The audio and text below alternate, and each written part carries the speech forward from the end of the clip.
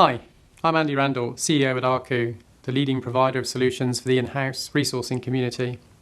Today I'm joined by Oliver West, Head of Resourcing at Interserve, for a case study to look at Agile recruitment. The last couple of months have been an unprecedented time in terms of the impact on all of our lives. And at Arku, we've been incredibly busy trying to react very quickly to help clients in different situations. Some organisations have needed to find huge numbers of people immediately. So in particular, if we think about the NHS, about care homes, healthcare workers, food retailing, food distribution, there's been an enormous demand as suddenly people were desperate to try and avail themselves of these services more than they ever had needed to before. On the other hand, in some sectors, so hospitality, in transportation and in travel and of course leisure services, suddenly the lockdowns meant that there has been a freeze on all recruitment, and suddenly a need to think about how could staff be used, and what will be the impact of furlough on them. Indeed, furlough was a word that many people had never come across before, and one day when it suddenly emerged that there was going to be a need for staff to be at home, and different governments around the world looked at different schemes to help support their partial unemployment or their partial time at home, then there's been a need to suddenly get to grips with different terms that none of us really had to think about before. So agility really has been absolutely critical to think about how to best manage a resourcing function. And that's likely to carry on into the future. So although the last couple of months have been really intense while everybody's been getting to grips with the situation, as we start to emerge in different countries from lockdown, we'll still need to have agility at the heart of a resourcing strategy. Interserve is probably one of the largest companies you've never heard of. We are upwards of 50,000 staff. We provide services to private and public sector businesses. So that could be as simple as cleaning, catering, security. Certainly in a lot of government departments, it could be complex technical projects anywhere in the country. We have an equipment services business, so there are some construction related products that we provide, and we have a specialist construction business.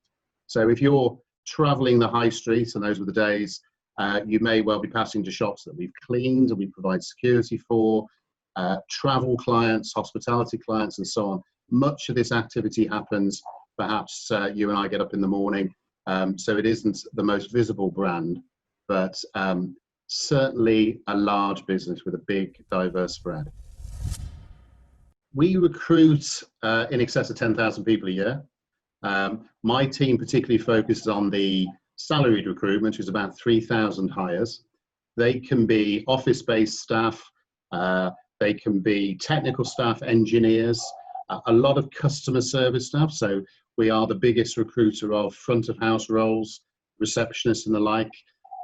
So the diverse nature of the business means that makes our recruitment task significantly more difficult because no two roles are the same. It's a very competitive business, like any recruiter would say. So we're looking to create great service propositions, great places to work, great work-life balance for our staff. Our battle is one of managing quantity. So if you're looking for 10,000 vacancies, you're talking upwards of 750,000 applications. So somewhere within that, we need to focus on the best of those. So our balance is specialist roles with a high volume of applications, which is where Arku comes to help. As a company, our reaction to lockdown was slight panic. From a recruitment point of view, the lead up to decamping to work from home was pretty quick. So our first worry was recruitment would stop altogether. We wouldn't be able to deliver interviews, right to work checks and so on without having a face-to-face element. It quickly became apparent that we were wrong. The chances of taking some sustained holiday were a bit of a pipe dream. We just had to change our focus. We realized some of our business was incredibly quiet.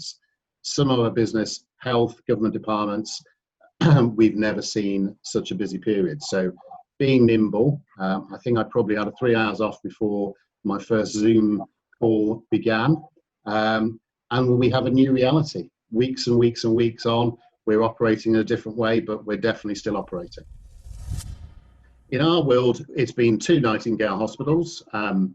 The Birmingham, the NEC version was a construction project. So we built the hospital within a week. So the challenges are huge around that in terms of completing a project of that sort of scale extremely quickly, with no option but to hit a deadline for clear reasons.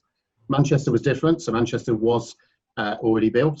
We needed to provide catering, cleaning, support services, non-clinical staff for a hospital that was likely to take up to 350 patients. So similar numbers of staff need to be in place, ready for what could have been a wave of patients to arrive. That didn't happen. So I think, you know, that project's been a barometer of what's happening out there in the world. We peaked at 20 patients. We quite wonderfully, 2 or 3 weeks on, started to demobilize staff away from that into other roles, because we found we were making beans on toast for our own staff and cleaning up after ourselves. So it never got to crisis point. So I'm sure we're all paying credit to the NHS. Having seen it at close hand, the planning was immaculate. And that daily call to understand how many patients were arriving and whether we need to staff up in a greater level actually became a really good indication of the fact that the NHS were nailing it. ARCU was a great help in sourcing these candidates. We knew they were there. Getting them in such quantity was difficult. We created a campaign site on our corporate site, and ARCU were a great help in creating that. So a pop-up that allowed people to see those specific emergency vacancies before they saw our mainstream vacancies. A quick apply approach, and again, we're talking about catering and cleaning and porters. We were very interested in getting people in the right location with immediate availability, and the process worked well. It probably worked too well. We had a tremendous quantity of applications, a tremendous amount of goodwill in the public, I'm sure everyone's aware, to volunteer. So again, the task became one of marshalling down to people who could literally start the next day. But as an advert for ARCU, it was absolutely seamless. Staff that we recruited were on short-term contracts, big reliance on our agency partners as well. But you're right, going into a hospital environment has some onboarding issues. We need to understand their right to work immediately. They will have various levels of security checks, so be able to deliver those in a very short period of time with a very demanding client, which was the NHS, was interesting. We could recruit in a very quick period of time, but actually getting somebody on site and productive does still involve quite a lot of checks, really. We've made a rod for our own back, so we've discovered we can do it quickly. So I'm no longer allowed to say, wave my finger and say, we'll allow a week for that, because it did happen very quickly. But all the goodwill from volunteers was difficult, because you still wouldn't want that person turning up on site in a clinical environment and starting work without the right level of checks going on. I think we've learned a lot during this period, and I think a number of those lessons are going to change the way we do business. I suspect many of our clients will have a new view on facilities, on buildings. That's our business. So we'll have to be a lot more nimble about the number of people we provide on site. Use of technology, absolutely huge. So, being very precious about the resourcing space, we've learned what can be done online and can be done extremely well, and keen that we don't return back to fairly paper-driven processes in a number of areas. I think that the planning has been great. So I think because we've had to plan resource, whether that's furloughing staff, redeploying staff. So I suspect we, like a lot of clients, will fall back in love with workforce planning. So trying to understand a resource need in advance of a vacancy is the holy grail.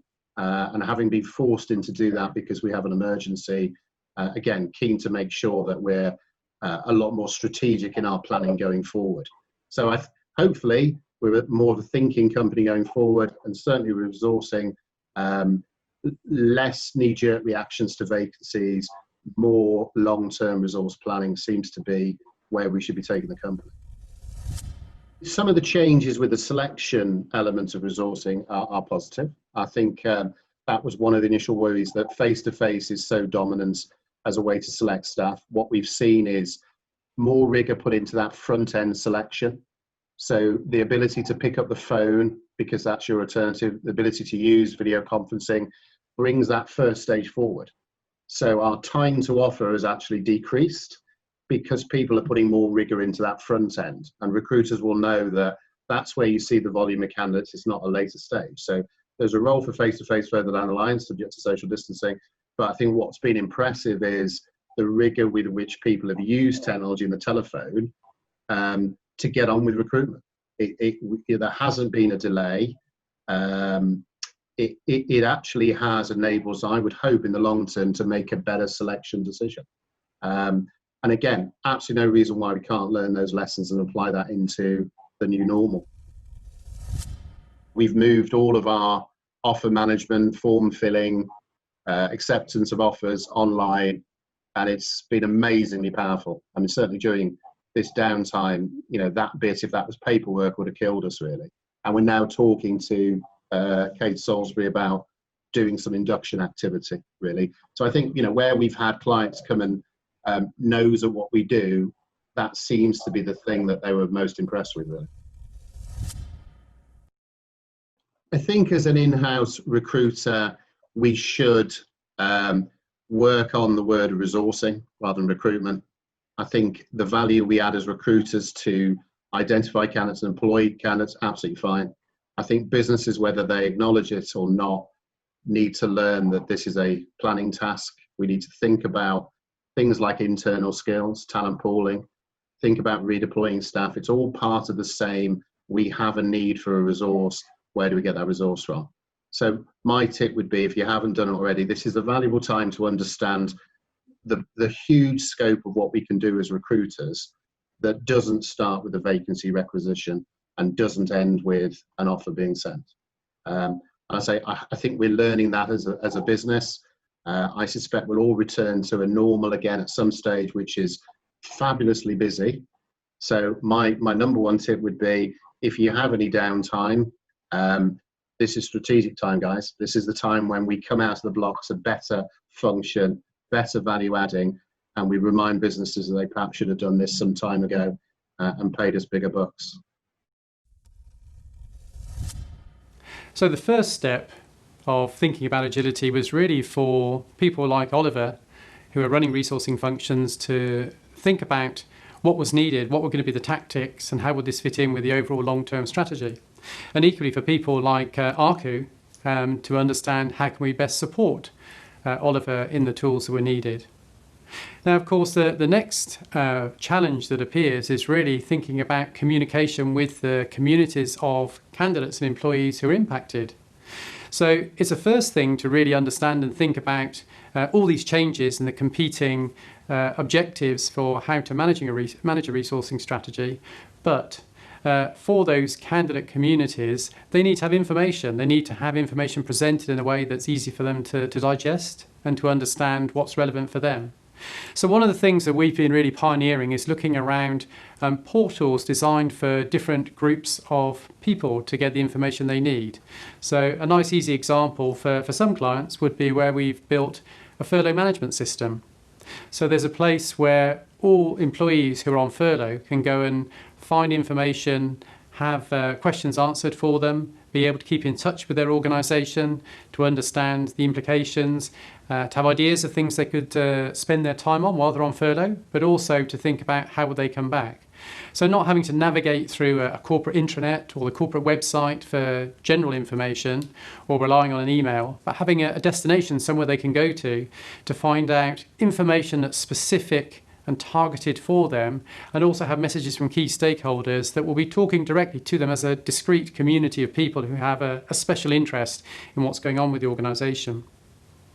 In other examples, we've helped clients where perhaps some people will need to leave from the organisation, or at least to find volunteer positions on a short-term basis. So we have examples, especially in the US, where we've helped clients who need to provide information that will help these people, these communities of employees, to know what will they do, how do they go about this change in their world, and where will they go to look for new roles. And in some cases, clients have negotiated with other organisations who are hiring special ways for some of their people to find new roles elsewhere. So a key part of the communication strategy is thinking about those different communities, those groups of people, and understanding what's particular, what's specific to their needs and their interest, and then building engaging material that allows them to have somewhere to go to have a hub where they can find out information and they can feel they're informed, they're kept in touch, there's good contact. It's a way that they feel they haven't just been forgotten and abandoned, and they keep a positive relationship to their employing organisation. Another key challenge for a head of resourcing is how to anticipate future needs.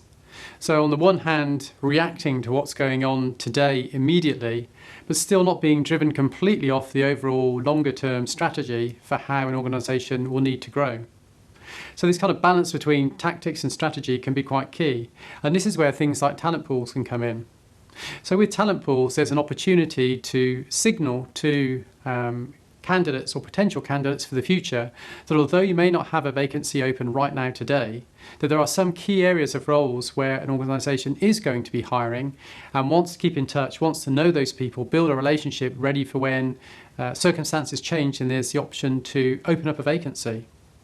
So although on the one hand reducing the number of vacancies in many cases, so there are very few advertised roles open to hire right now today, still when people are coming to a career site to know that there are places where they can register their interest in a particular organisation, particular role, so that then as things evolve, as things open up again, there's the ability for them to keep in touch, but also critically for the organisation to have a pool of people that they can reach out to and be very responsive when suddenly there's a change in the need to hire, business opens up again, and we want to get in touch with people much more quickly than we did in the past. An added complexity today is that candidates might be a little bit doubtful about how accurate the information is on some career sites. It's not very appealing to many organisations to remove all of their vacancies, and so sometimes they may leave them as kind of notional or temporary vacancies for the future, so with no particular date. So they're kind of confusing the candidate to know whether there is truly a vacancy to be recruited for right now, or whether this is just some kind of placeholder for something that might go on. So for a lot of organisations who are trying to do things in the best possible way, this can be a bit of a frustration because there's a need to demonstrate to candidates where are the critical roles that need to be hired right now. And one of the ways this can be overcome is really through some campaign management through the career site. So this means having fresh collateral, fresh imagery that really demonstrates very clearly to candidates that these are roles they would understand are roles that are needing to be hired now. This isn't just a general career site with general vacancies that may or may not truly exist. There are parts that really bring attention to roles that absolutely need to be filled now. And they can see by the language, the words, the speed, everything that's involved in these, that these are areas where they should really put themselves forward and not delay to apply for those vacancies. So whether we're thinking about campaigns or we're thinking about portals and different candidate communities and collateral we want to put together, speed is a core component of being agile in that context. So this is about allowing clients to be able to manage that content themselves. So being able to include video content, rich imagery, rich text, but making sure that that content can be modified within a few minutes. And that means really avoiding that everything has to come back to us as a supplier and allowing clients to be able to manage the content of some of these sites themselves and to make sure that it's totally fresh and resonates with those candidates who are coming to visit it. So making sure the imagery, the branding, the navigation, the use of video, of any kind of pictures and text that goes in there is all controlled and is very easy for clients to be able to put together so that we know that this is up to date to the minute at all times.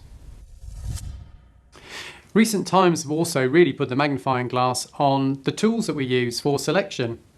Candidates are already familiar with making their initial application through a career site, and that they'll be getting their offer perhaps through email or online and go through onboarding. But traditionally, application processes have still been heavily dependent on face-to-face interviews. So a lot of logistics, a lot of moving around, and a need to get together with people. And also time taken out by busy managers to be able to look through CVs and decide who are the best people who should come in. So right now there's a great opportunity to have more agile tools to manage that selection process. So most naturally, this can include things like video interviewing. So everybody's become very familiar with using products like Zoom and Teams and WebEx and all kinds of different ways to engage from home with their friends and their family. But also in a recruitment context, of course, you want to use those tools.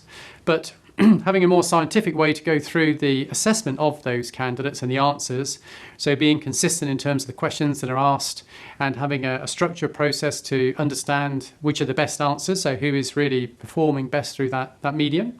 But beyond that, really using tools like situational judgment tests or psychometric tests, so using the science that comes from psychology to try to understand which candidates would be a great fit for the organisation, which candidates would perform best in that role, and using these kind of techniques to really build on that initial application that was online and have a process which is faster, more agile, and allows people to progress without necessarily needing to get face-to-face in the way they would have had to do previously.